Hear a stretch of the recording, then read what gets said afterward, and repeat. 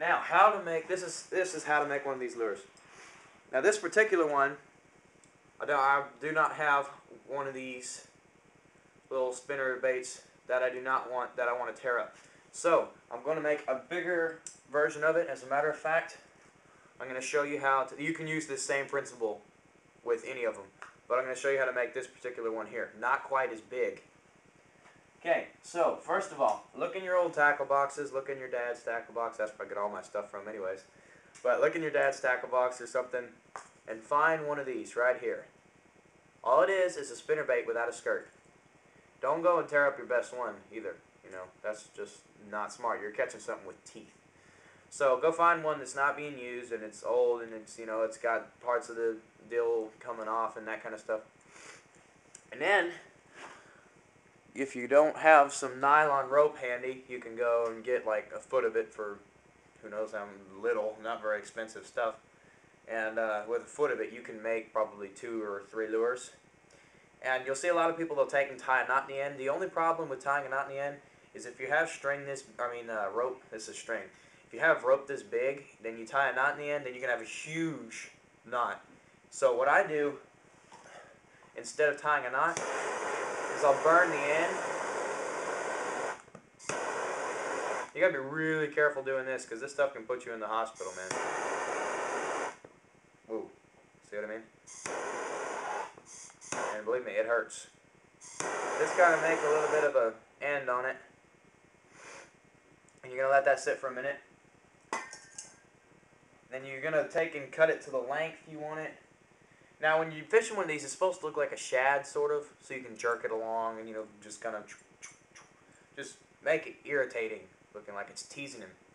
So you only want it, I'm gonna say, no, not much longer than your actual spinnerbait itself. Okay, so maybe 1/4 inch longer than your actual spinnerbait. So you can take something, and believe me, these are not ordinary scissors. These are tin snips, but they're my favorite scissors because you can cut about anything with tin snips. So you cut your deal off right where you want it. I'm also doing this so it takes longer because I'm waiting for that end to dry. But you cut your the end of the rope off. Ouch. That'll go in the bloopers. No, probably not. It'll probably be right in the video.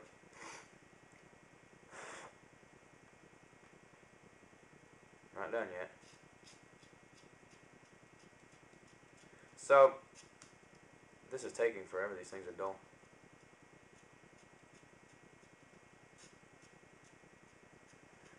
So, once you... Not even done yet, man. That thing's taking forever. Almost as long as how it's taking me to cut this thing.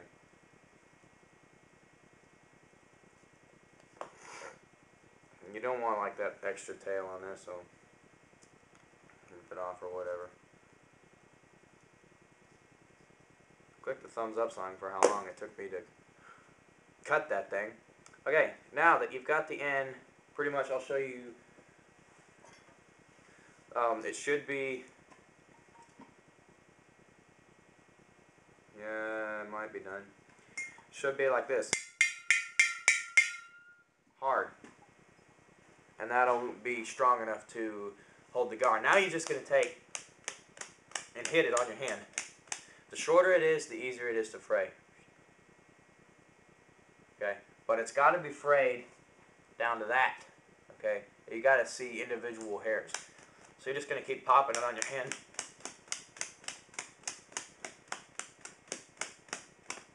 To make kind of like a squid, no, or like a spinnerbait tail, you know. And you may be thinking, now how is that going to work? I know you're probably not thinking this,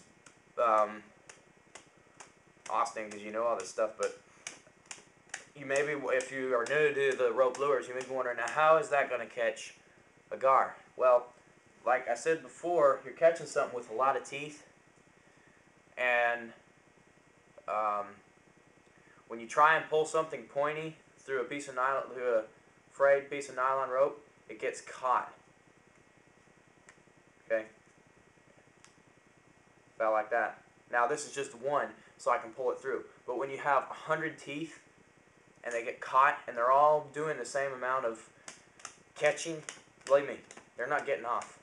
Plus, their teeth are a lot sharper than the end of that thing. As a matter of fact, I could take like this hook here and pull it through, and you'll see it gets caught. That's caught right there. As a matter of fact, that might be stuck.